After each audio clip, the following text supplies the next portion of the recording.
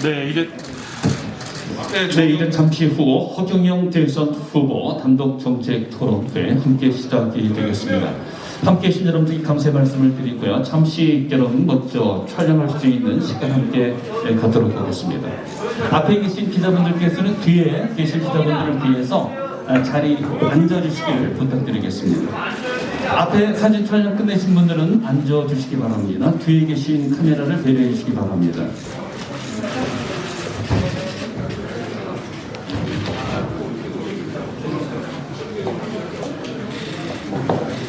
네, 여러분의 관심과 그리고 함께하는 이 참여 그리고 또 함께하는 너른 보도에 큰 성과가 있기를 바랍니다.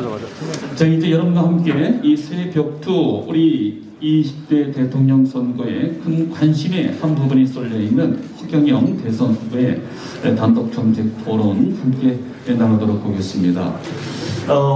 우리 많이 듣고 있는 말이죠. 국가에 돈이 없는 게 아니고 도둑놈이 많은 것입니다. 바로 이 허경영 후보께서 한 말씀, 이제 하나의 그냥 지나치는 말이 아니고요. 국민들에게 정말 실질적으로 가능할 수도 있구나 하는 그런 책감이 있는 이 말로 우리 다가오고 있습니다. 바로 그래서 오늘 여러 국민 여러분들께서 지금 진보답지 못하고 또 보수가 보수답지 못한 그 혼탁한 서로의 그 부정적인 면이 부각되고 있는 비호감 후보들이 함께 양립하고 있는 이 선거 상황에서 제3지대에 있는 허경영 후보가 우리 국민들에게 얼마큼의 관심을 가지고 있고 또 국민들을 위해서 무엇을 고민하고 함께 그 대답을 열어드리고자 하는가 하는 준비의 시간, 오늘 뜻이 있다고 생각합니다. 최근 여론조사에서 보면요, 5.6%의 지지, 약 300만 명에 가까운 국민의 지지를 받고 있는 허경영 후보입니다. 과연 그 실전에 있어서 민생 정책 어떻게 국민들에게 펼쳐 보일까? 많은 사람들의 그 관심이 있습니다만은 방송 등을 통한 그 공적인 그 홍보의 기회가 차단이 되고 있어서 매우 안타까운 그런 현실이었습니다. 그러다가 그렇게 참다 못한 유튜버들과 양심 있는 방송, 언론에서 허경영을 제대로 알리기 위해서 골리앗 지상파 3사와 법원 그리고 중앙선거관리위원회에 대응해서 이런 토론의 장을 마련을 했습니다. 이것 또한 하나의 작은 혁명 이상일 거라고 믿습니다. 저는 오늘 진행 맡은 김병철입니다. 자, 오늘 허경영 정책을 알리는 단독 토론으로 100개 이상 채널의 유튜버들이 참여하는 한국 유튜브 언론연합과 항상 공정한 언론의 대명사 브레이크 뉴스 그리고 재미교포의 방송의 자존심 TVK에서 공동으로 주관하고 있습니다. 오늘 이 영상은요, 녹화가 이제 진행이 돼서 국내외 미주 전역으로까지 함께 방영될 겁니다. 함께 해외에서도 이렇게 큰 관심을 가지고 시청해 주신 여러분께 감사의 말씀을 드립니다. 자, 오늘 이렇게 이 토론회가 기자 여러분들의 손끝과 발끝에서 보도가 되면 과연 이 골리앗 지상파 3사와 법원 중앙선거관리위원회는 허경영 후보의 이런 정책의 홍보의 계기를 무조건 차단하기만 할 것인지에 대한 의문과 또 한 번의 국민 여러분들의 관심 속에 그 합리성 여부가 따져졌으면 하는 바람을 갖게 됩니다. 자, 그러면 기자회견에 앞서서 먼저 허경영 후보의 정책 현안에 대한 기조 연설이 먼저 있겠습니다. 여러분 함께 경청해 주십시오. 반갑습니다. 반갑습니다. 이렇게 바쁘신 중에도 이렇게 우리 기자, 우리 후보 토론, 허경영 후보 단독 토론에 이렇게 와주셔서 대단히 감사합니다. 지금 여야는 선거법을 중앙선관위에 선거법을 잘못 만들어 놓은 게 언론사들이 비중 있는 언론사들이 여론조사를 의뢰해서 5% 이상 나오는 사람을 TV 토론에 참여해 주겠다 이렇게 법적으로 주장을 하고 있습니다. 그런데 그것은 언론사들이 누구를 참여시켜서 여론조사를 하든 그건 자유다, 이렇게 돼 있어요. 그러니까 언론사들이 똑같이 허경영은 참여를 시키지 않습니다. 이렇게 되면은 여론조사 5%를 어떻게 알 수 있는지 거기에 대한 말이 없습니다. 그 여론조사를 참여해 주지 않으면 뭐 20%가 되더라도 TV 토론에 못 나간다, 이런 뜻인지, 아니면은 여론조사를 중앙선관위가 의무적으로 1회에 걸쳐서 해가지고 포르테이지에서 5%가 안 되는 사람은 제외한다든지, 이게 정상인데 이 중앙선거관리위원회는 애매모호하게 언론사들이라야 되고 유력 전국적인 언론기관이라야 되고 그 사람들이 여론조사해서 5%가 나와야 TV 토론에 참여할 수 있다, 메이저 TV 토론에 참여할 수 있다, 이렇게 돼 있는데, 이 중앙선관위에서 원하는 언론기관들이 허경영을 그곳에 넣지 않습니다. 그러니까 당연히 허경영은 몇 프로 나오는지 알 수가 없죠. 그런데 그 자격 미달되는 언론사들이 여론조사에는 저를 넣어줘요. 그래서 5.7%가 2달 전에 나왔고, 그저께 얼마 전에 5.6%가 나왔습니다. 그런 후보를 언론사들이 지금까지 유력 중앙선관위에서 인정하는 유력한 언론사들이 한 번도 여론조사에 넣어주지 않는다.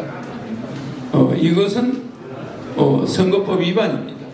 중앙선관위 직원들은 직무유기에다가 또 언론사들은 자기들이 원하는 사람만 여론조사에 넣어주니까 그걸 공정하다고 할 수가 없습니다. 그래서 3위인 후보를 여론조사에 빼물어서 4위를 만들어 놨습니다. 제가 여론조사에 안철수 후보와 똑같이 여론조사를 했으면 3위가 그대로 유지됐겠죠. 또 그들만큼, 여야 후보만큼 그들이 만여 번 나올 때 제가 한 번 정도 나오는데, 그게 그들이 만큼 제가 나오면은 1강이 될 수도 있다고 봅니다. 허경영 후보가 1위, 그 외 후보들이 2위, 3위가 되고도 남았을 거예요. 그렇게 이렇게 불공정한 언론을 제가 지켜보다 못해서 오늘 이렇게 직접 TV 토론을 하게 됐습니다. 여러분들이 이렇게 불공정한 선거 제도를 여러분들이 반드시 언론사에서 바로 잡아 주실 것을 당부드립니다. 지금이라도 늦지 않습니다. 그래서 이번 선거에서 반드시 대통령이 되어서 여러분들에게 700만 신용 불량자들, 그리고 파산을 앞두고 있는 우리 많은 소상공인, 영세 자영업자들, 그리고 국민 결혼 못하고 독신으로 생활하고 있는 수많은 청년들, 여성들, 제가 돈 걱정 없는 세상, 결혼 걱정 없는 세상 만들어 드릴 것입니다. 감사합니다. 네, 박수 한번 힘차게 보내주시기 바랍니다. 그래요, 왜 오늘 이 자리가 준비가 되어 있는지에 대한 그 정당함을 허경영 후보께서 여러분들께 설명을 해드렸습니다. 자, 기자 여러분들의 그 질문을 좀 받도록 하죠. 소속과 성함 말씀해 주시고 함께 자, 먼저 마이크를 좀 저희가 뒤에 준비되어 있습니다. 마이크 받아주시고요. 저는요, 그 파이낸스 투데이 경제신문의 이준규 기자입니다. 오늘 뵙게 돼서 영광이고요. 예, 반갑습니다. 제가 이제 질문 드리고 싶은 부분은 국가혁명당의 이제 벌써 정강 정책에서 벌써 나왔던 여러 가지들 중에서 그래도 지금 지상파는 아니지만 지상파 버금가는 어떠한 매체는 지상파보다 오히려 시청률이 좋은 유튜브들도 있습니다. 그래서 이 언론 플레이는 아주 잘 하신 것 같고요. 그래서 제가 이제 그 질문 드리고자 하는 첫 번째 질문은 제 20대 대통령 선거에서 당선되셔서 수권을 하시면은 그 어떠한 통치 이념과 통치 철학을 갖고 국정을 운영하실 건지에 대한 질문입니다. 첫 번째 질문입니다. 지금 이 정치 대통령 후보나 정치인들은 한마디로 말해서 경험이 부족합니다.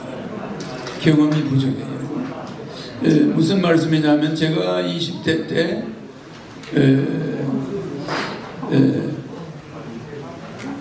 18세 때 우리나라 첫째 재벌 삼성의 이병철 회장의 양자로 들어가서 뭐 법률적인 양자는 아닙니다만은 어쨌든 이병철 회장의 도움으로 공부를 하게 됐어요.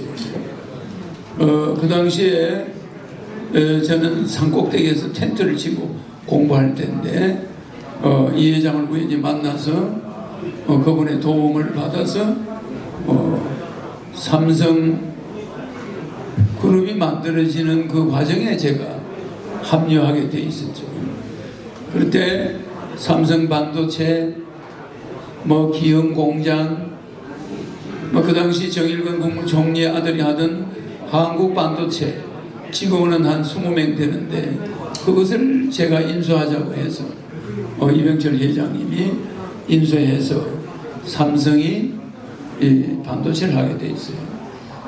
그때 제가 여러 가지 반도체의 장점과 단점을 이야기하고 마치 아인슈타인이 핵무기 제조법인 E는 MX2, MC2 그러니까 E는 MC2가 핵폭탄 만드는 방정식입니다. 물론 에너지는 질량의 속도에 제곱한다. 이것을 아인슈타인이 만들어냈죠. 그러면서 미국 대통령한테 1939년에 이것을 미국이 핵무기를 좀 만드는 게 어떻겠느냐 아인슈타인이 건의해요. 미국 대통령이 억셉을 해가지고 핵무기를 만들었는데 마치 그 시기에 다른 유대인들은 히틀러한테서 핵무기를 만들고 있었습니다. 그래서 미국과 히틀러가 만드는 핵무기 속도는 똑같았어요. 똑같았는데 독일은 핵무기를 만드는 도중에 유엔연합군한테 침공을 받아가지고 패망해버려요. 근데 미국은 유럽 전쟁, 히틀러 전쟁이 2차 대전이 끝난 이후에도 동남아시아에서 일본군과 한참 싸우고 있었습니다. 그러니까 독일의 핵무기 제조시설은 폭격을 받아서 다 부서져 버렸고 미국의 핵무기 제조시설은 제조에 성공합니다. 그래서 마지막으로 일본을 포탄을 투하해서 그 2차 대전이 완전히 종식이 돼요. 제가 왜 이 말을 하냐? 이병철 회장한테 내가 내놓은 아이디어는 18살 때 내놓은 아이디어는 사람을 뽑을 때 관상을 봐야 된다. 이런 상은 뽑지 말아야 된다. 이런 상을 뽑으면 노조가 생긴다. 이런 거죠. 간단한 것 같지만은 또 반도체 사업을 해야 된다. 제가 건의한 게 오늘의 삼성이 있게 된 원인입니다. 마치 미국 대통령한테 아인슈타인이 E는 MC 자성이다. 이걸 보고하면서 우라늄이라는 물질은 이 MC 자성이 될 때 어마어마한 열량이 나온다. 다른 물질하고 다르다. 이걸 가지고 한번 핵무기를 만들어 봐달라. 이렇게 했어요. 이 아이디어 하나 때문에 일본군이 패망하고 히로시마의 미국 대통령이 한 번 던진 포탄에 4만 명, 두 번 던진 폭탄에 8만 명, 부상자까지 해서 엄청난 사람이 순식간에 죽었습니다. 그러면서 아인슈타인이 평생 후회하면서 내가 왜 미국 대통령한테 핵무기를 만들라고 했는가? 이건 정말 내가 사람을 많이 죽였다. 이렇게 평생 후회하다가 죽었어요. 제가 제보다 나이 40살이 많은 이병철 회장한테 그 당시 18살 문 사람이 이런 사업을 해야 된다. 사람은 이렇게 뽑아야 된다. 경영은 이렇게 해야 된다. 별걸 다 말씀드리고 나는 거기서 공부를 할 수 있었죠. 서로 도움을 주고받았습니다. 아인슈타인이 트루만 미국 루즈벨트나 미국 대통령한테 편지 보낸 거, 그 편지보다 더한 일을 했습니다. 제가 한국이 그래서 이 정도 삼성이 성장했고 우리 경제가 일어났어요. 그때 박정희 대통령을 소개해서 그분이 1975년에 나한테 75년 6년에 나한테 주는 뭐 이런 벨트,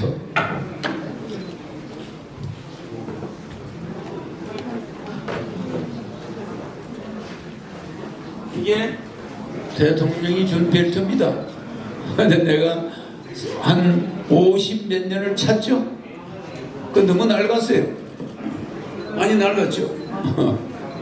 근데 이거를 몇 년 전까지 제가 찾습니다. 이번에 이거 너무 낡아서 이제 바꿨죠. 이걸 바꿨고, 이게 대통령 기록물 보관소에 있는 박정희 대통령의 지휘봉입니다. 지휘봉이죠. 이런 지휘봉도 보시면 알지만 이게 그 지휘봉이 기록물 보관소에 있는 지휘봉은 이게 나올 때 대통령이 옛날에 있던 걸 제가 받은 거죠. 이게 그 지휘봉입니다. 이거는 백검리죠. 여기 용이 2마리 새겨져 있고 여기 박 대통령 이름이 나와 있고 연도가 나와 있죠. 그리고 여기 대통령 봉황 마크가 이렇게 있습니다. 그러면 뭐 이런 것을 아무한테나 주겠습니까? 대한민국의 새마을운동 아이들을 내주고 방통대를 만들자, 한일합섬의 방송통신 여자고등학교를 만들자, 뭐 이런 식으로 근로자들에게 공부할 수 있는 기회를 주자. 저 정식으로 대학교 간 좋은 집안 애들은 맨날 데모만 하고 있는데 저 한일합섬의 공장의 여직원들 또 이렇게 공장에 있는 사람들도 학교 다니게 해줘야 되지 않겠냐. 그 사람들은 데모 안 한다. 근로자들에게 공부할 수 있는 기회를 주자. 뭐 다 만든 게 방통대나 뭐 그 방송통신고등학교는 다 성공했어요. 또 새마을운동 아이디어 제가 내려가지고 그걸 박 대통령 교수들한테 지시해서 정식으로 그걸 학문으로 채택해가지고 하고, 그 이병하 박 대통령 농업 담당 보좌관이 지금도 생존해 있어요. 그래서 제가 이 지휘봉을 받을 때는 너는 앞으로 대한민국이 유사시에 너는 내 정신을 개성해라, 그런 뜻 아니겠습니까? 맞습니까? 안 맞습니까? 맞습니다. 아니 맞습니까? 안 맞습니까? 맞습니다. 그래서 그런 사람이 이기 때문에 박 대통령 서거 이후에 민주공화당을 하면서 대통령 2번 나왔어요. 물론 박 대통령 돌아오고 나서 박근혜 대통령이 18년간 행방불명이었습니다. 18년간. 그때 나는 국립묘지 18년간 박정희 대통령 묘소를 그 당시 좀 전두환 때 좀 살벌할 때죠. 나는 박준호 박정희 대통령의 형님, 박상희 형님의 맏아들, 김정필 대통령 부인의 오빠, 그 지금 우리 국가혁명당 선거대책본부 공동의장입니다. 그 박준홍 그 차관님이 대한체육회 회장도 했고 뭐 여러 직책을 했습니다만, 그분이 저하고 같이 국립묘지를 그 당시 왔다 갔다 제사를 지냈습니다. 그분이 저한테 지금 와 있어요. 그러면 이렇게 박 대통령이 독일이 150년 걸린 경제를 15년 만에 한민족이 일궈냈습니다. 여기에는 경부고속도로, 포항제철 여러 가지 아이디어가 박 대통령한테 여러 가지 아이디어를 제공하고 나라를 국정을 20대에 운영해 본 경험, 우리나라 재벌 기업을 20대에 경영해 본 경험, 그게 적다고 할 수 있습니까? 그래서 내가 이 정치 현황을, 정치판을 이렇게 보니까 도저히 당파 싸움, 지금 국민의힘이 집권하면은 4개월 갑니다. 200명의 국회의원 있는 민주당이 정권이 넘어갑니까? 국민의힘으로? 국회 권력이 과연 국민의힘으로 넘어갈까요? 쓸데없는 싸움이야. 여러분들은 정권 교체가 중요한 게 아닙니다. 해봐야 4개월 있다 또 대통령 선거해야 돼요. 대통령을 공석으로 비워둘 수 있나? 국민의힘이 바로 민주당에 의해서 탄핵이 들어가요. 그걸 여당 정권 교체해야 된다, 뭐 허경영이 나오면 뭐 표가 깨진다, 이건 미친 소리입니다. 여러분 국민들은 무슨 정권 교체 병이 걸렸습니까? 예, 지금 기자님 어느 정권이 하나, 계속 이제 이 말씀 좀 듣고 다음 질문 지금 저희가 받도록 하겠습니다. 어느 정권이 하나 마찬가지입니다. 이런 정치인이 하는 한 국민들에게 세금을 70% 전략해서 매월 150만 원씩 평생 줄 수 있는 돈을 지금 정부가 낭비하고 있어요. 낭비하고 있습니다. 여러분들은 지금 그동안 못 받은 돈이 수십억이야. 1인당. 저는 대통령이 되면 18세부터 왜 이걸 안 하냐 이 말이에요. 우리 지지자들 없어요? 자, 말씀, 그럼 박수 주시고 좀 보여주시고. 도대체 뭐 하는 거예요?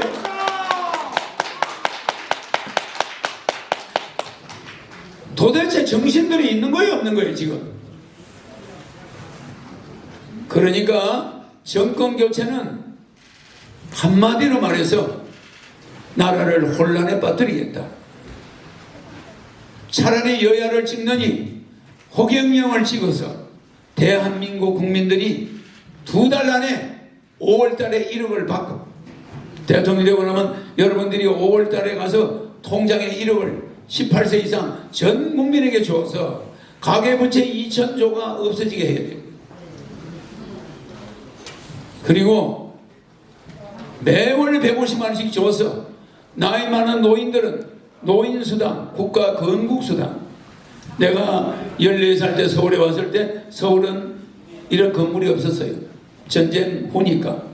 그 서울을 오늘까지 이 국가를 만든 노인들, 65세 이상 되는 사람은 매월 70만 원 노인수당, 건국수당을 줍니다. 이러니까 노인들은 220씩, 부부 440이 평생 나와. 이러니까 자녀들이 직장이 없어도 실업자나 어머니 아버지 생활비 걱정 없고 자기 결혼하는데 지장 없어. 부부 300만 원이 나오니까. 그러니까 청년들이 결혼하면 또 3억을 줘요. 애 낳으면 5천만 원 줘요. 애 10살까지 매월 100만 원 줘요. 이렇게 됨으로써 대한민국 경제 살리고 대한민국 가치 전체 우리 물가에 영향을 주고 있는 이 돈의 가치가 저평가되더라고요. 일본이 ENR을 일부러 저평가해가지고 수출을 늘렸습니다. 일본이 8천조의 양적 완화를 한 이유는 ENR을 낮추기 위해서 한 거예요. 그런 ENR 가치를 낮춤으로써 일본이 수출이 늘어나가지고 세계에 다시 일어났습니다. 지금 저금리예요. 금리 자체가 제로금리입니다. 한국 경제 돈 찍어내는 족총 없어져 버려.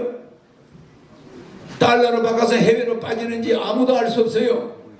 그러니까 시중에 돈이 돌질 않아. 제가 몇천조 찍어서 국민들에게 1억씩 줌으로 해서 그럼 돈이 활성화되면서 화폐가 우리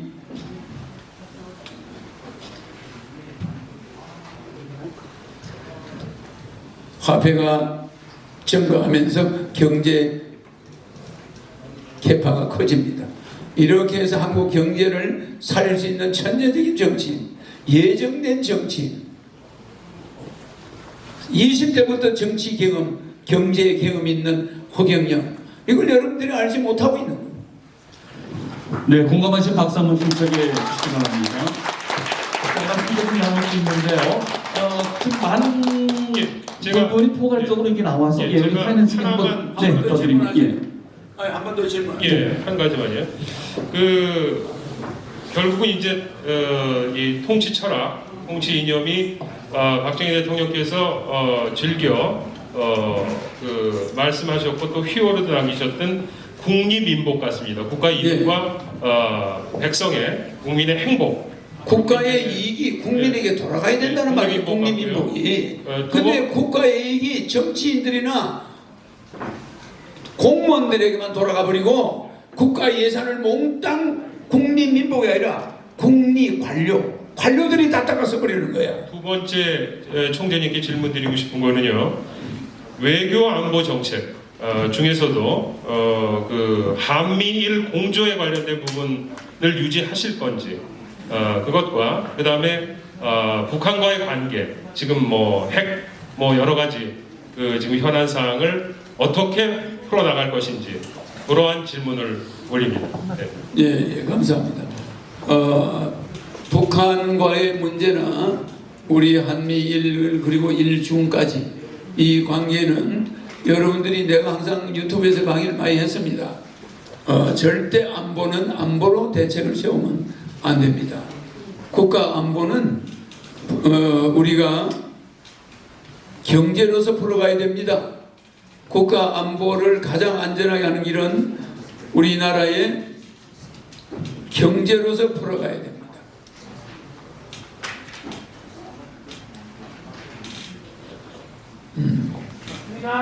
국가 안보는 우리의 경제력으로 풀어가야 됩니다. 그래서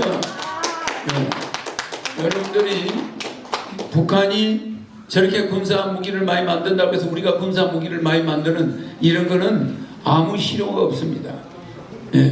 즉 말하자면은 북한 원산시 이런 시를 빌려요. 홍콩처럼 만듭니다. 북한으로 그 세금이 들어가요. 북한 경제가 발전돼요. 청진시도 빌려요. 나진시도 빌려요. 선봉시도 빌려요. 나중에 북한은 우리와 비슷한 경제 국가로 만들 수가 있어요. 이렇게 하면서 비보이 벨트, 부산에서 블라디보스토크까지 러시아에서 우리나라 10배 정도 되는 100만 제곱킬로미터 정도의 땅을 빌려요. 100년 동안. 거기에 코리아 자치주를 만들어요. 대한민국 자치주. 거기에 우리의 실업자들이 어마어마하게 갈 수 있고 공무원이 지금 우리나라에 있는 공무원만큼이 필요합니다. 나라가 10배가 크니까 거기에 우리가 가면 우리 한민족이 먹는 먹거리는 거기서 다 나와요. 우리가 저 배로 싣고 올 필요가 없어요. 기차로 싣고 오면 돼. 내가 왜 이 말을 하냐면은 우리는 몽고벌판에서 내려온 민족이에요. 우리는 그중에 일부는 미국으로 넘어가서 아메리카 인디안이 되었습니다. 몽고 반쯤이 있어요. 그 사람들은 아버지를 아파치로 부르고 그 사람들은 나를 나라고 부르고 너를 너라고 부르고 땅을 집을 보고 터라고 그래요. 어떤 장소를 터라고 부릅니다. 그건 우리의 한민족이죠. 그 사람들이 탱고르족이야. 또 동남아시아 유럽으로 나간 민족들 중에 우리 탱구르, 당군을 탱구르를 부르는데 그런 당군족이 많이 있습니다. 히말라야도 흰마루야. 그럼 우리나라 말이죠. 흰마루야.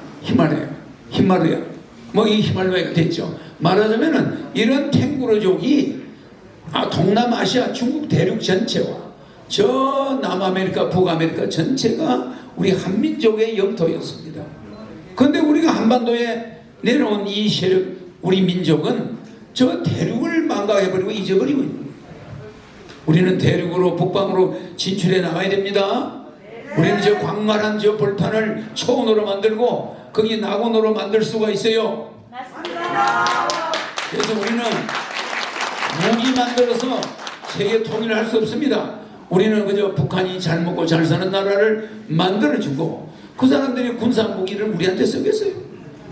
자기 나라 부자 만드는 기술자들을 치겠습니까? 우리는 원자력 발전소 세계 최고 잘 만들어요. 배 세계 최고로 잘 만들어요. 우리는 세계적으로 서양 사람들이 150년 걸린 독일 경제를 우리는 15년 만에 일으킨 몽고 사막 우리가 빌려서 낙원을 만들어 주는 거예요. 초원을 다시 만들어 주고, 이렇게 몽고와 러시아와 중국에 우리는 코리아 자치주를 만들어서 아시아 연방 통일을 꾀해야 됩니다. 머지않아 내가 대통령이 되면은 아시아 연방은 하나의 국가로 탄생합니다. 그래서 아까 외교를 친미, 친일 이렇게만 나가면 안 되고, 일본과 불가근 불가원, 미국과도 불가근 불가원, 우리는 중국과도 2000년 동안 우리가 이번에 북한 중국이 올림픽에서 우리나라 국민의 한복을 입은 사람이 중국 국기를 잡았다 해서 뭐라 하는데 그건 잘못된 생각이에요. 중국은 56개 소수민족이 일구고 있는 나라이기 때문에, 공동체이기 때문에 거기에 우리 조선족 자치주가 있어요. 그 자치주를 대표해서 한복 입고 간 게 뭐가 잘못이야? 맞습니다. 그게 우리가 중국의 문화 공정입니까? 그거는 우리의 잘못된 의기소침한 약소국가의 사고방식. 그러니까 우리는 그 중국이라는 나라가 연방국가예요. 56개 소수민족의 연방국가니까 그 대표들이 전통복을 입고 나오는 게 우리 한복이 어디 중국 겁니까? 아무 상관없는 거예요. 우리 소수민족이 거기 있기 때문에. 우리의 독립운동 하던 사람들이 전부 중국으로 갔어요. 만주로. 그러면 그 독립운동의 후손들이 중국에서 지금 오고 있는 교포들이야. 우리는 그들을 따뜻하게 해줘야 돼. 그들에게 국민 배당금 줘야 돼. 그들에게도 이런 걸 줘야 돼. 맞습니다. 일본 사람들한테 꼼짝 못하고 들어앉아서 입선 민족과 독립운동 하겠다고 만주로 떠난 사람들이 그게 이제 민족이 돼가지고 그 조선족 자치주를 중국에서 만들어줬어요. 그러면 그 사람들이 한복 입으면 안 되나? 그 소수민족 대표로서 한복 입고 나갈 수 있습니다. 그러나 우리 한반도하고는 관계없어요. 그러니까 우리는 중국이란 나라도 이해해야 돼요. 우리의 수출 1위 국가입니다. 중국이란 나라도 우리가 불가원 이해해야 되고, 자, 러시아도 우리가 땅을 빌려서 러시아와 교류를 하면서 러시아 가스를 싸게 가져와서 이런 비싼 석탄 이런 거 좀 떼지 말아야 돼요. 우리는 이렇게 연료를 공기를 깨끗하게 해야 되고, 그냥 우리는 다양하게 미국이라는 혈맹을 우방을 우리가 또 저말릴 수가 없고, 왜? 수출의 두 번째 국가입니다. 그동안에 1등 국가였지만 중국이 우리 수출의 1위, 두 번째가 미국. 이러니까 우리는 미국과 일본과 중국과 러시아 다자 외교를 해야 됩니다. 다자 외교. 그렇다고 우리 주체성이 없어지는 거 아닙니다. 주체성만 맨날 내세울 수 없어요. 그리고 우리가 일본도 끌어안아야 돼요. 일본도 끌어안아서 우리 민족이 가서 왕이 된 거니까. 그 결국은 우리의 속국이야. 우리 민족 국가입니다. 그래요. 우리의 서자란 말입니다. 서자, 속국. 그러면 그들은 경제적으로 우리보다 부강하지만 형제로 보는 혈통으로 보면은 우리의 자손들이 가 있는 나라예요. 그러니까 우리가 아시아 연방을 통일하기 위해서는 아시아 국가들과도 유대를 공고히 하고, 그럼 우리를 도와준 유엔군이 와 있는 이 유엔과도 우리가 지속적으로 한미연합, 한미가 무슨 조약을 하고 있습니까? 한미방위 무슨 조약이죠? 소파라고 하지만 그게 아니고 호혜 조약입니다. 한미방위 호혜 조약. 서로가 서로를 도와주는 호혜를 하는 조약이지 무조건 너가 우리 방위를 책임져라 이건 아니란 말이에요.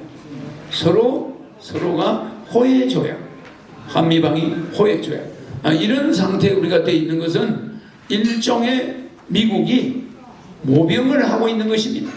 우리가 유엔군을 쓰고 있는 거예요. 돈 주고. 공짜로 쓰는 게 아닙니다. 우리가 유엔군을 모병으로 쓰고 있습니다. 또 유엔군들이 우리나라 많이 와서 전쟁을 해줬고, 유엔군 묘지가 있는 30만 명이 죽은 묘지가 부산에 있는 유엔군 묘지가 있는 이 나라에 유엔 본부를 또 가져와야 돼. 판문점.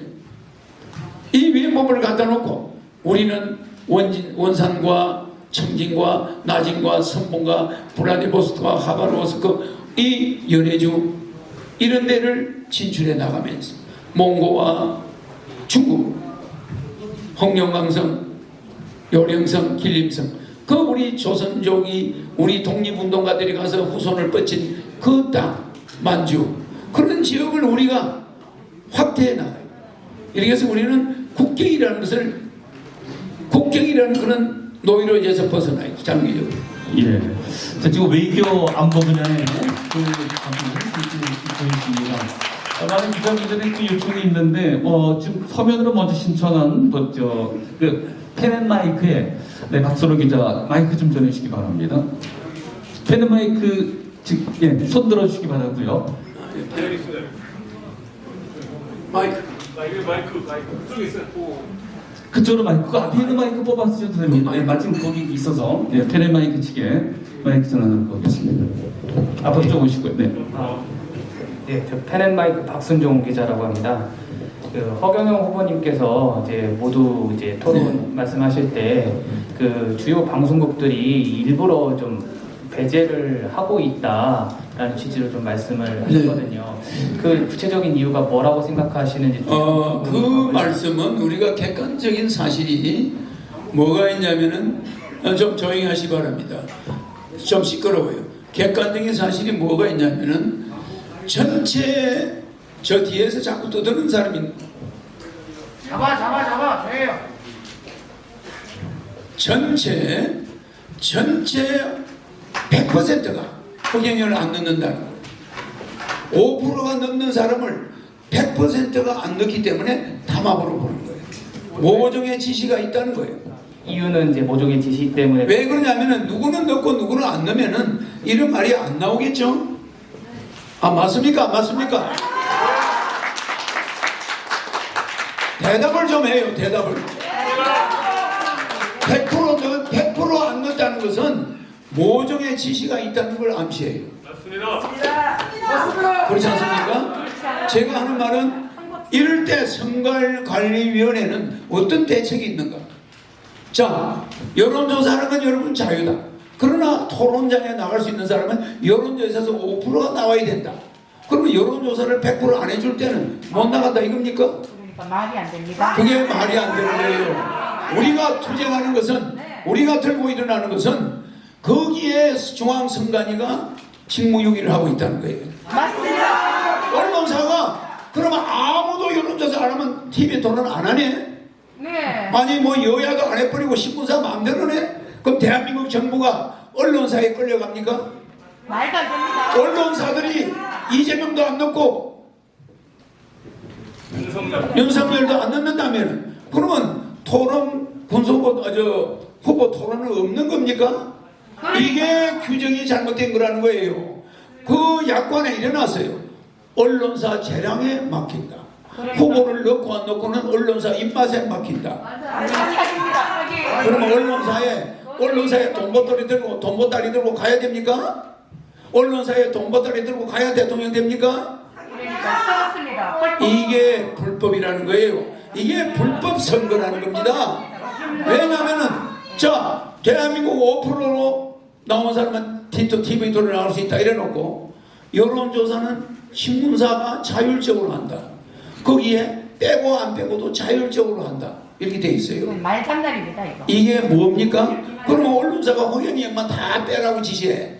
위에서 만약에 어떤 사람이 청와대 무슨 정무수석이나 이런 높은 사람들이 야 언론사 그 허경영 좀 다 빼. 이렇게 지시하면은 그 전부 따라갑니까?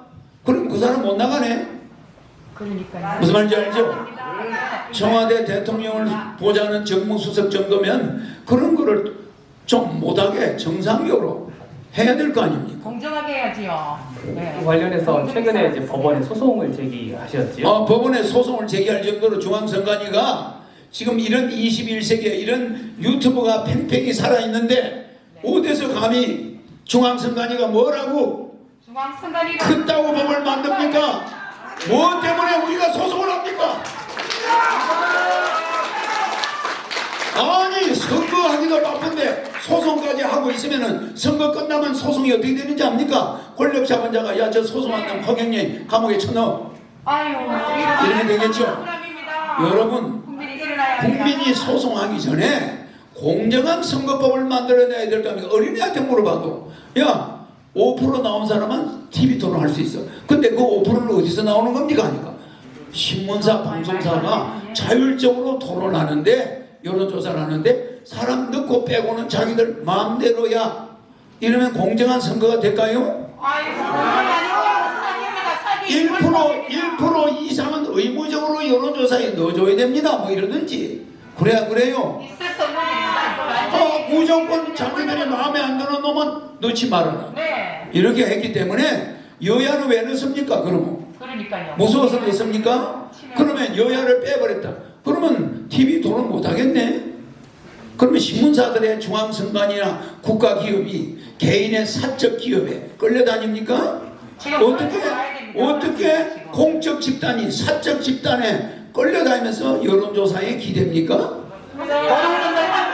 이거 보세요. 여론조사를 하려면은 공적 집단이 주도를 하든지, 자 언론사가 여론조사 마음대로 해라 좋다, 누구 넣고 빼도 좋다. 그러나 반드시 우리는 2월 중순에 선관위가 주재하는 여론조사 한 번이 있다. 거기서 5% 이상이 결정된다. 이러면은 일리가 있는 거 아닙니까?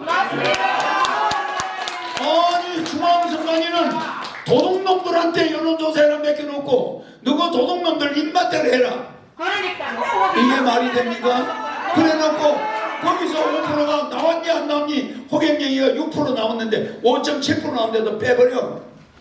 그러니까 여론조사에서 빼버리고 TV 토론에서 빼버리고. 그러면 그 TV 토론에 그것이 정당하지가 않다는 거예요.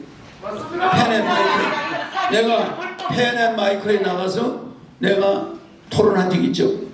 예, 그 우리나라 최고의 1위의 유튜브 아닙니까? 그렇잖아요. 맞습니다. 그런 1위의 유튜브가 지금은 또 뭐 가로세로가 1위가 됐나? 예, 시청자 면에서는 엎치락뒤치락 하고 있죠. 그런 펜앤마이크 같은 권위 있는, 그리고 상당히 중도적으로 나는 보는데 그런 유튜브에서 내 토론을 했는데 그분들이 먼저 야 중앙선관위에 각 언론사가 이거는 불공정한 여론조사입니다 이렇게 해야 될 거 아니에요? 맞습니다. 어떻게 언론사가 여러분 공정하다고 봅니까? 아니 언론사에 도둑놈들한테 생선가게를 맡겨놓는 게 낫지. 그 도둑놈들이 결정한 걸 갖다가 정부가 그걸 기대요? 그래서 그걸 공정하게 너 하진 않잖아. 벌써부터 호경영을 빼잖아. 그런 여론조사를 그걸 믿고 정부가 규정을 그렇게 정해요? 아니 선관위는 무슨 결정권이 없고 언론조사가 5%에 대한 결정권이 있대. 이게 말이 됩니까? 말이 안 됩니다. 이게 말이 됩니까? 사기입니다. 그리고 언론조사는 의무적으로 적어도 1% 이상 되는 후보에 대해서만큼은 여론조사를 실시해야 된다. 이래야 될 텐데 언론조사가 누굴 빼고 넣고는 지금 마음대로야. 그런데 거기서 5% 나와야 돼. 그러면 경기장에 못 들어오게 하는데 어떡하라는 겁니까? 맞습니다. 예. 나는 달리기를 시험해 보일 수가 없잖아. 그러니까 짜고 내가 펜앤마이크를 존중하지 않는 게 아닙니다. 네? 이해가시죠? 네, 펜앤마이크 측에 그 답변을 함께 주셨고요. 예, 내가 펜앤마이크를 향해서 상의하는 게 아니고 그렇죠. 중앙선관위를 향해서 하는 말이에요. 우리 펜앤마이크 기자님이 오신 거 뭐 나는 굉장히 고맙게 생각합니다. 존중하고 또 나를 펜앤마이크가 우리나라의 언론에 미친 영향도 크다고 봅니다. 그래서 나는 그 질문에 답을 하는 것이지 펜앤마이크에 어떤 감정이 있는 게 아닙니다. 알겠죠? 네, 여러분 충분히 이해하고 고맙습니다. 있습니다. 펜앤마이크 측에 감사를 드리고요. 네, 앞에 일어나 모자 쓰신 기자분, 네, 마이크를 좀 전해주시기 바라고요. 본인 소속과 성명을 좀 말씀해 주시고 함께 답되시기 바랍니다. 저희가 마이크 전해드리겠습니다. 자, 뒤쪽에 마이크 있는데. 이번 주부터 후보님 포함시킵니다. 여론조사에 펜앤마이크. 네, 펜앤마이크에서 이번 주부터 여론조사에 포함을 시키겠다라는 지금 답을 줬고요. 네, 말씀하시죠. 네. 크게 좀 말씀하시죠. 예. 네. 소리가 안 나요. 네. 그냥 그대로 말씀하시죠. 예. 네. 경기 데일리 박익희 기자입니다. 예, 예. 오늘 그 허경영 후보님의 정말 답답한 마음, 억울한 마음, 공정하지 못한 언론 이 제도에 대해서 아주 실토를 하셨는데 충분히 공감이 되고 한편으로 이해갑니다. 또 아울러서 언론인의 한 사람으로서 저희 언론에는 오래전부터 아주 중요한 말이 하나 있습니다. 언론이 바로 서야 나라가 바로 선다는 말이 있습니다. 맞습니다. 언론이 제대로 사실에 의해서 진실을 보도해야지 편향되게 보도한다든지 이렇게 하면 안 되는 걸 알고 있습니다. 맞습니다. 이어서 한 질문 하나 올리겠습니다. 예. 지금 대한민국에는 가장 큰 과도가 뭐냐? 청년 실업 문제와 저출산 문제입니다. 세계 최저의 출산율로 나라가 앞으로 2500년도 되면 네, 2300년도 예, 되면 네, 예. 나라가 사라지는 것으로 나와 있습니다. 2020년대 질문을 좀만 0.83명이고 직역해서 해주시기 바랍니다. 네. 요즘 지난해 바뀌었고, 네. 그 다음에는 0.83명인데요. 지난해는 0.7명대로 떨어집니다. 여기에 대해서 출산율을 획기적으로 높이는 정책에 대해서 좀 발표 좀 해주십시오. 네, 예, 우리 인구 문제를 30년 전에 제가 결혼하면 1억, 애기 낳으면 5천만 원, 30년 전에는 애기 낳으면 3천만 원이라고 그랬죠. 결혼하면 1억 이걸 했는데 그 당시에는 제가 정신병자로 몰렸죠. 사기꾼으로. 좀 무슨 돈으로 1억을 주느냐 이렇게 했는데 그때부터 인구 문제가 심각했습니다. 그때부터 했으면 이제 우리가 인구가 앞으로 없어지지 않죠. 그래서 우리가 아시아 통일을 하고 러시아로 진출하고 북한으로 진출하고 몽골로 중국으로 진출해서 우리가 다민족 국가로 다시 태어날 때만 우리 인구는 유지가 될 수밖에 없어요. 지금 현재 우리 토종 한민족은 이제 한반도에서 사라지게 됩니다. 앞으로 50년 안에 다 없어지죠. 한 50년 있으면 거의 다 대학교 갈 애가 하나도 없는 거예요.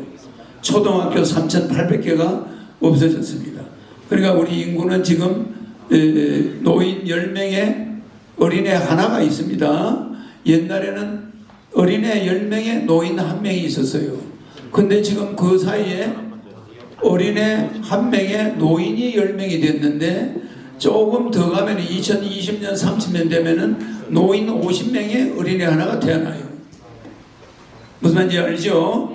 노인 50명에 어린애 하나가 태어나면은 그 나라는 없어집니다. 점점 그 내년부터는 노인 20명의 어린애 하나, 다음에는 노인 30명의 어린애 하나, 점점 아기 낳는 사람은 없어져요.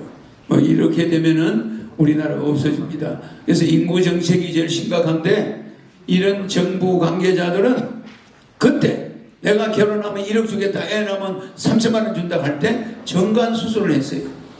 예비군 훈련 가서 아기를 못 낳도록 정관, 우리 옛날 말로 불알을 깐다고 그러죠. 그 정관 수술에서 애 못 낳게 불임 수술을 받은 남자들은 훈련 안 받고 집으로 보냈어요. 그러니까 너도 가서 정관 수술을 하는 거예요. 영원히 불부자가 되는 거죠. 그래가지고 그 다음부터 인구가 급격히 내려갔습니다. 그러니까 어떻게 정부 강요들이 그 당시에 나는 인구를 늘리자, 앞으로 위험하다고 그러는데 정관 수술을 권장합니까? 정말로 아쉽습니다. 아쉽고 이런 정치인들한테 나라 맡길 수 없습니다. 또 맡기면 문재인 정부와 똑같이 됩니다. 문재인 정부는 양반이에요. 이거보다 100배 더 못 살게 됩니다. 네. 지금까지는 보험이라도 해약해서 금년은 넘겼고 이렇게 마이너스 통장을 해서 넘겼지만 내년 되어 보세요. 금년 대통령 선거 이후는 점점 어려워지다가 내년 한번 돼보세요. 엄청 그때는 허경영 생각이 날 겁니다. 아이고 그 허경영 찍어서 가족 수대를 하면 한 5억이 들어오는데 그거 5억 받지 괜히 그런 미친놈 찍어가지고 4개월 만에 또 쫓겨났네. 안 됩니다. 그래 안 그래요? 여러분 이번에 정권 교체하는 이야기하는 사람은 무조건 국민들 깝대기 뺏기는 사람이에요. 우리 국민들의 호주머니를 노리는 자들입니다. 나는 예산을 70% 줄여서 주겠다는 거 포퓰리즘이 아니야. 그런데 여야 대통령 후보들은 예산을 줄여서 주겠다는 말 절대 없습니다. 그래 안 그래요? 그 예산에 자기들 쓸 건 다 쓰고 거기다가 플러스 하겠다는 거예요. 추경 예산, 뭐 예산을 늘리겠다는 거예요. 이게 뭡니까? 도둑놈 포퓰리즘입니다. 그래서 나는 무슨 말 뭘 주겠다고 그래도 말이 맞아요. 나 대통령 월급 안 받습니다. 판공비 400억 내 돈 씁니다. 그리고 청와대에서 밥 먹는 거 내 쌀 갖다가 내 가스 가지고 내가 밥을 해 먹어요. 그러니까 전 국민의 돈 씁니까? 안 씁니다.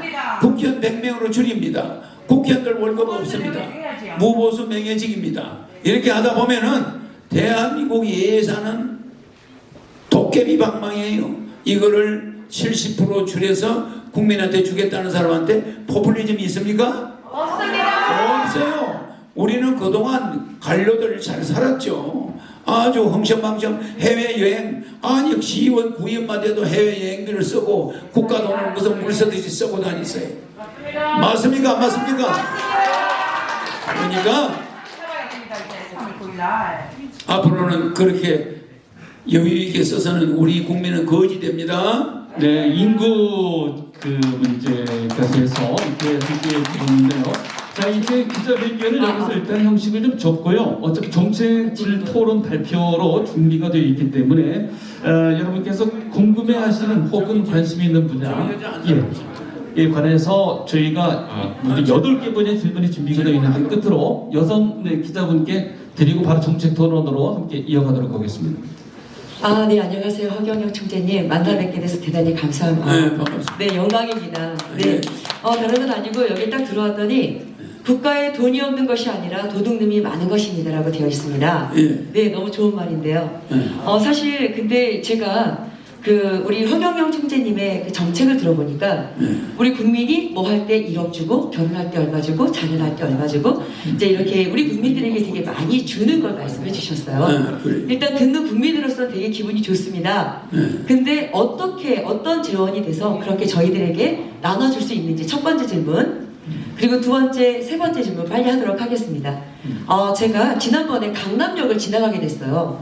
강남역을 지나갔는데 그때 엄청나게 많은 인파가 거기에서 부정선거를 외치고 있더라고요. 그리고 또 백신 패스 반대를 외치고 있어서 제가 되게 관심 있게 거기 서서 좀 들어봤습니다. 들어봤더니 지금 아마 중앙선관위가 주축을 해서 부정선거를 계속하고 있는 것 같습니다. 그래서 이번에 우리가 3월 9일 대선에 아마도 부정선거가 있겠다는 게 그들의 주장인데요. 거기에 대해서 우리 허경영 총재님은 어떠한 대책이 있으신지, 이렇게 많은 분들이 지지를 하고 있는데 중앙선관위가 만약에 조작을 한다면 우리 허경영 총재님이 되지 않지 않겠습니까? 그래서 거기에 대한 의견이 어떤 게 있는지, 그리고 지금 또 제가 질병청 통계를 보니까 벌써 백신으로 최근에 1,800명이 죽은 거로 되어 있어요. 물론 우리가 코로나를 안 걸리겠다고 백신을 맞고 있는데 지금 백신을 맞는 수가 너무 많이 죽어나가고 중병증이 있어서 말한 거 핸드폰에 질문이 거의 다 아니 다 됐습니다. 질문 다 됐습니다. 그래서 지금 이 정권은 백신 패스를 계속 하고 있어서 우리 국민들의 실제 자유를 빼앗고 있거든요. 그래서 우리 허경영 총재님이라면 여기에 대해서 특별한 묘수가 있을 것 같아서 질문 드려봅니다. 알겠습니다. 네. 네. 자, 오늘 잠깐만 좀 보자. 제일 첫 번째 한 게 1억에 관한 예산 마련 방안부터 말씀을 주셨는데요. 저희가 일단 정책 토론은 다 모든 게 나가거든요. 순서적으로. 그래서 짤막하게 말씀드릴게요. 그래도 짤막하게 말씀을 드릴게요. 예산은 남아 돌아갑니다. 아까 말했죠? 국가 예산이 이명박 때 240조, 박근혜 때 380조, 또 문재인 때 610조, 제가 대통령이 되면은 1000조 정도 됩니다. 국가 예산이 1000조 정도 되는데 70%를 아끼면은 700조입니다. 700조. 물론 처음부터 700조는 안 되죠. 중반부 넘으면 1000조로 들어가게 됩니다. 국가 예산이 이렇게 늘어나는 이유는 우리 기업들이 수출이 커지고 우리 GDP가 올라가고 있습니다. 그래서 제가 대통령이 되면은 10만 불 되는 기간이 짧아요. 임기 내에 10만 불까지 올려서 세계 경제 1위 국가로 만들 수가 있습니다. 그렇기 때문에 70%를 전략하면은 지금 우리가 공약하는 국민배당금이나 결혼하면 3억 주는 거나 이런 거는 식은 죽묵이에요. 예산이 눈앞에 보이잖아. 뭐가 전략돼서 된다는 거. 그 다음에 36가지 세금을 짧게 몇 가지로 통합해버립니다. 그래버리면 또 세수가 한 100조가 늘어납니다. 또 그것뿐이 아닙니다. 여러 가지 벌금제를 바꿨습니다. 재산비례 벌금제를 바꾸면 연간 100조 정도가 예를 들어서 이건희, 이재용 정도를 감옥에 넣지 않습니다. 벌금 5천억, 벌금 1조 뭐 이렇게 들어갑니다. 절대 유명한 기업인을 감옥에 넣음으로써 국가가 피해보는 게 어마어마합니다. 국가가 말하자면 그 기업에도 피해가 가지만 국가에도 피해가 와요. 그래서 우리나라 기업, 토종기업들은 우리가 그렇게 무자비하게 토종기업을 만든 사람의 공로는 인정 안 하고 감옥에다 쳐넣어버리고 이런 무슨 파쇼적인 행위는 대한민국을 같이 망하자는 소리입니다. 차라리 그냥 잘못한 게 있으면 벌금으로 내. 이렇게 해서 재산비례 벌금, 택배기사, 택시기사는 벌금이 한 건당 10,000원을 초과할 수 없어요. 그 다음에 일반 재산이 좀 있는 사람은 교통위반 한 건에 1,000,000원 정도 됩니다. 그 다음에 아주 재산이 많은 사람은 1억 정도 돼요. 그러니까 이게 재산비례 벌금을 때려버리면 사회가 굉장히 질서가 정연해져 버려요. 그러면서 국가의 세금 수입은 어마어마하게 올라갑니다. 그러면 돈 많은 사람은 술 한잔 먹고 어디 가서 주정 한번 부리면 1억은 내놔야 돼요. 무슨 말이냐면은 근데 택배기사가 생활비도 안 돼요. 그런데 바빠가지고 차 좀 세웠다고 자 주차 위반 10만원 이거 그 주차 요금 위반한 것만 가져도 100만원 200만원이에요. 도대체가 이런 식의 모든 사회제도는 바꿔집니다. 그래서 예산은 남아 돌아갑니다. 재산비례 벌금제 거기서 또 100조가 들어와요.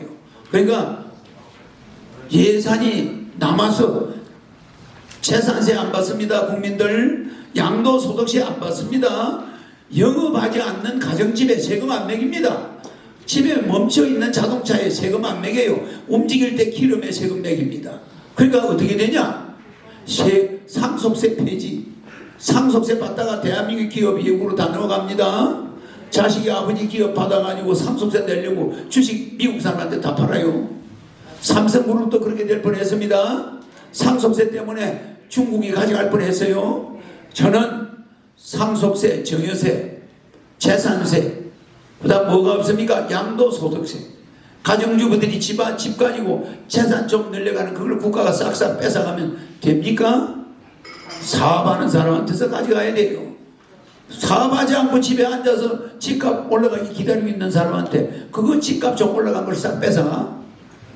그래서 상속세, 양도세, 증여세 이런 부자들에게 매기는 세금 폐지합니다. 그래서 저는 국민배당금을 주니까 최고의 좌파이고 상속세를 폐지하니까 최고의 우파입니다. 좌파 우파가 아닌 허파예요. 네, 박수 한번 드려주시기 바랍니다. 자, 그러면 기자 의견을 여기서 접고요. 3시 30분입니다. 저 유튜브 여러분들이 지금 준비하고 있는데 정책 토론 5분 후에 현장을 좀 정리하고 바로 진행하도록 하겠습니다. 자, 잠시 후에 다시 뵙겠습니다. 기자 여러분께 감사드립니다.